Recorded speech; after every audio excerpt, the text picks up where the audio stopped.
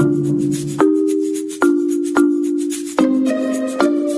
and welcome to today's episode of the Business Meets Fitness podcast with your host, Lauren Tickner. And today I'm going to be giving you 15 actionable steps that you can implement right away in order to up your sleep game. So if you struggle to sleep, or if you just want to get a better sleep where you wake up feeling more refreshed, this podcast is perfect for you. Now, I do just have to say, out of these 15 steps, don't go and try and implement them all in one go, because it's one of those things where if you suddenly start doing tons of different things, then you won't really know what's working for you. So what I'd say is maybe try one or two things at a time, add them, see how they work, and then if you like them, continue with them. If you don't, then don't, and then maybe try a couple other things. And it's all about testing and finding what works for you. And that's what I think life is all about. It's all about testing to see what works best for you, whether it's training, the way that you eat, or even your job, or absolutely anything. It's all about testing. So anyway, let's get straight into this episode, and I've left all the links to all the things that I refer to in the show notes for this podcast, because there's quite a lot of different references and I just thought it'd be easier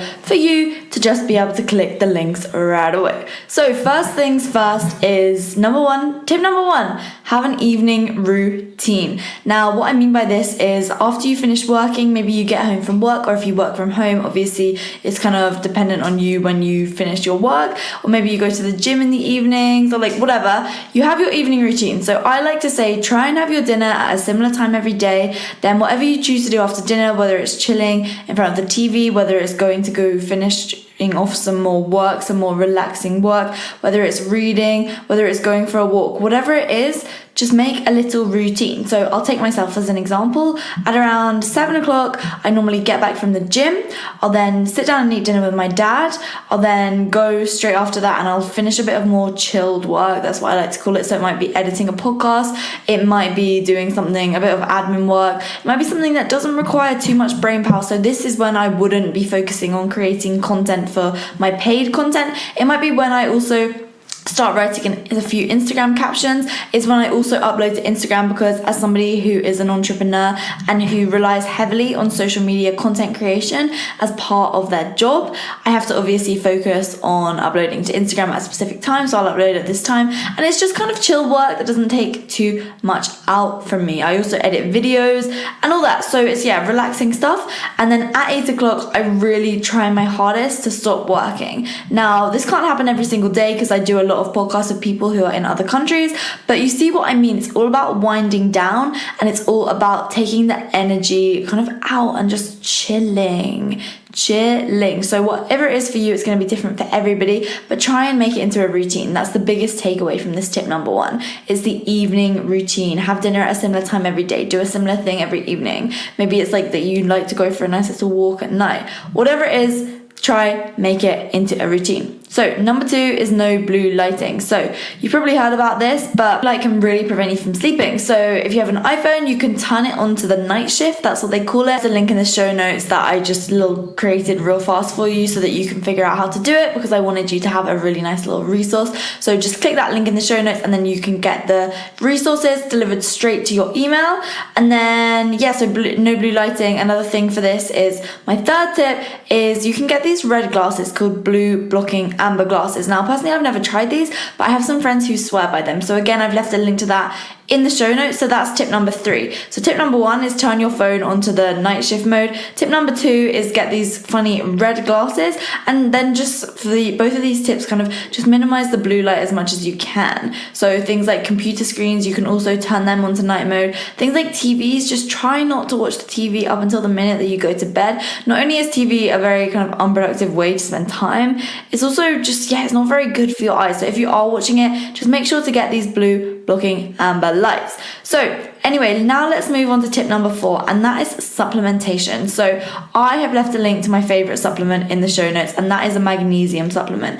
I used to take ZMA, but I was finding that it was just a bit too expensive. So now I've switched to just pure magnesium. They both have the same effect. So ZMA and magnesium, the magnesium basically just helps you get into a deeper sleep. Now, if you're someone who tries this and then starts getting really vivid dreams, then maybe just try take a lower dosage, because it can make you get really vivid dreams. Some people don't like that. Personally, I don't really get it that often, and sometimes if I do, I don't really mind it too much. It means that I wake up with a nice little memory from the night before of some crazy ass dream. It doesn't bother me too much.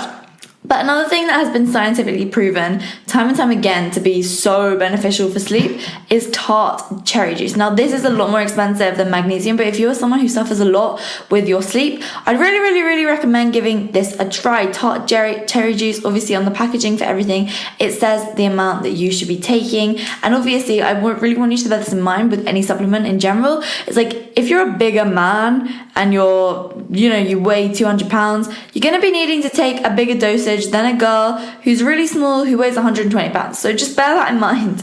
That's really important with supplements. So I swear by magnesium. I take it every night just before I go to sleep, around 20 minutes before I go to sleep, maybe half an hour before I go to sleep. And yeah, I love it. It's part of my bedtime routine, but I'll be getting into that in a minute. So tip number 5 is food. So food. Now, what do you do with your food? Well, a lot of people think, oh my gosh, I shouldn't eat before bed because it's heavy and it lies on my stomach and it's really bad for me and all that. But I'm actually a true believer in having some carbs before bed. I know that when I have a carb heavy meal, I sleep like a baby. So try it. Try and see what works for you. I know that if I have really heavy oily food before bed, then that's when I feel crap and I can't sleep. But if I'm having a nice bowl of oats, some hashtag cakey oats, that's one of my infamous recipes. If I'm having that, it makes me feel good. It makes me sleep really well. So perhaps try that, and if you then decide that you don't like it, then maybe try not eating before bed and just try a few different things. Again, like I said, it's all relative. Everybody is different, and so what works for me might not work for you. And then number 7 is don't drink too much 2 to 3 hours before bed, because I used to be drinking so much water right up until I would go to sleep. I'd be eating kind of like loads of fruit before bed and just all this watery stuff. And it meant that I was waking up to pee in the night, and that's obviously not very good for your sleep. So now I try to stop drinking as much water as I possibly can, kind of 2 to 3 hours before bed, and then I'm just sipping water all throughout the evening, just like really sipping it, just proactively like making sure that I'm not downing any drinks. I used to even have a tea before I went to bed, and now I don't do that anymore. So tip number 8 is, if you are again someone that struggles with sleeping, and this is to do with drink as well, maybe even just try a glass of wine. Like one small glass of wine might help you sleep. Or maybe even you can get kind of sleepy teas. Now, I don't really know how well these actually work, but I mean, the psychological effects probably outweigh any of the physiological effects. So I mean, if it works for you, it works for you. I used to love sleepy tea. I don't have it now because, as I said, I tried to drink less because I'm one of these people. I guess I just have a small bladder. But if you're someone that finds that you get a little bit thirsty, you might want a small little glass of tea before bed, then by all means go for it. Sometimes I do, sometimes I don't. It totally depends. But if you get into a routine of it, that'll be really good, because like I said before, an evening routine is so incredibly valuable. 9 is a very simple one. It is the temperature in the room. You want to have a good temperature in your room. If you find that it's too cold, maybe get another duvet. If you find that it's too hot, maybe open the windows, or see if you can get something that can cool your room down. You can get fans and all that stuff. So temperature in the room is so important. Obviously, you can adjust this depending on what you like. I personally find that I sleep better if the room's a little bit colder. So I keep the window open, or I have a fan in my room if it's like really loud outside, like thunder or something. That brings me on to tip number 10, which is sound in the room. If you live somewhere really loud, just work some earbuds in. If your partner snores, then maybe just kind of say, you need to sort out your snoring a little bit. They can do things in order to fix their snoring. That is kind of things that you can go to the doctor about in order to get some relief for that. But just get earbuds, put them in your ears, or maybe even, I sometimes, if my boyfriend's snoring, I'll put my headphones on my head because they're noise cancelling. It kind of doesn't feel very nice to sleep, but again, makes me sleep like a baby, so you know what I'm saying. And tip number 11 brings me on to another sense, which is the light in the room. So I wear eye patches. I call them eye patches because that's what I've called them since year 5, but most people call them a sleeping mask. I've left a link to my favourite one, which makes it so dark, in the show notes as well, because I remember I'm leaving links to everything just to make it super easy for you. Basically, your body produces something called melatonin, and melatonin is basically the thing that helps you fall asleep. It's just produced by your body naturally. Some people do supplement with it, but I would advise kind of sticking with the magnesium or the tart cherry juice or the ZMA rather than going for melatonin, just because it can in the long term prevent your body from producing its own melatonin. So I used to take it, don't take it anymore. But anyway, so basically your melatonin starts getting stronger in your body, and that's what helps you fall asleep. But if it's light outside and if there's light in the room, then it prevents your body from actually producing this melatonin, which is then of course going to prevent you from actually getting to sleep. So that's why I really recommend using eye patches or a sleeping mask, whatever you want to call it, and making sure that you have good blinds. Like I really like blackout blinds. I've had these my whole life, and I personally now, like, I just know that if it's pitch black in a room, I'll fall asleep like a baby. But if there's any light in the room, I just can't. And so this is why whenever I'm traveling or anything, I always bring my eye patches. And yes, my friends always take the mick if I'm sharing a room with them. My boyfriend finds it so funny that I still wear them, but hey, I mean, they work, and that's what it is all about. So tip number 12 is something really simple. Get a comfy bed and pillow, and actually maybe even try sleeping without a pillow. I have memory foam pillow and mattress. I love it, love them, they're great. But sometimes I'll sleep without a pillow because if I feel like I want my back to just be totally flat, because that's actually healthier for your back, by the way. So anyway, moving on to number 13 this is really, really important, by the way. And this is something that so many people get wrong. I've never done it myself because I just haven't, and it's just never been part of my life. But I think it's extra easy to fall into this, especially if you're in like a university hall's room or if you're in a studio apartment. And it is, don't work or chill in bed. Don't eat in bed. Save your bed for sleep and some other things, you know what I'm saying? So anyway, yeah, this is really important because you want your bed to be the sleep place. You want it to be the place where your body is like, right, I'm in bed, I'm gonna go to sleep. You don't want it to be somewhere where it's like, oh, I spend my day in here. Oh, I just chill in here when I want to chill. Oh, I do my work in here. Especially things like doing work, you know, doing emails, doing stressful work, doing assignments, all that. If you're doing that in bed, then that's going to be a stressful place for you. That means that when it comes to sleep, you're still thinking about work. You want your sleep place to be your sleep place and not to be anything else. So this is, if you're going to implement one thing, this is what I would say implement. And then the second most important thing, I'll talk about that at the end, actually. I'll talk about that at the end. So anyway, what number am I even on now? Number 14 is the bedtime routine. So we already had the evening routine, but then there's an actual bedtime routine. So my evening routine, I was telling you, I have my dinner, I then do a little bit of chilled work, and then I chill out about 8 o'clock. So then my bedtime routine is when I actually go up to bed. Now this varies every day, but I try and actually go upstairs at 10 p.m. So I go upstairs, then the first thing that I do is I brush my teeth, I then wash my face, I then go to the toilet, I then get into bed, and then I have this specific light that I'm going to talk about in my final tip number 15. But I have that light on. I don't have my bright blue light. Well, they're not blue, but like, you know, just the normal bedroom lights. I don't have that on. I have this other light that I'm about to talk about on.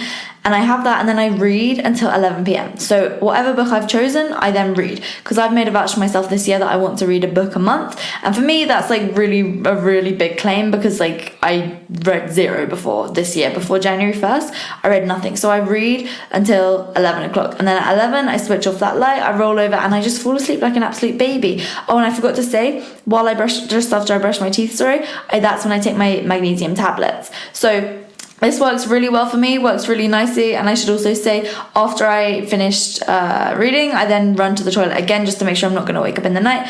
And then this brings me on to tip number 15, the very final one. And you may think, Lauren, how's this going to help me sleep because it's in the morning? But trust me, it will. It's having a solid morning routine. Now you can see here that routines are really something that I implement a lot. And that's because your sleep cycle is basically, it's a cycle really. So your body basically goes through cycles of different waves of like REM sleep. I'm not an expert on this by any means, but I just know that apparently the body takes 3 hours or something to run through each cycle of sleep. So if you wake up kind of midway through a cycle of sleep, then your body doesn't like it. So that's why typically you find like you fall asleep at a similar time every night, and then you wake up at a similar time in the morning. It's because your body is done with its cycles, and then it goes through a deeper sleep, and then you don't want to be waking up in this deep sleep, but then your body will be going and cycling up into a lighter sleep, and you want to be waking up in this lighter sleep. Now if you start going to bed and waking up at a similar time every day, your body's going to start being able to do that really naturally. So I go to bed at around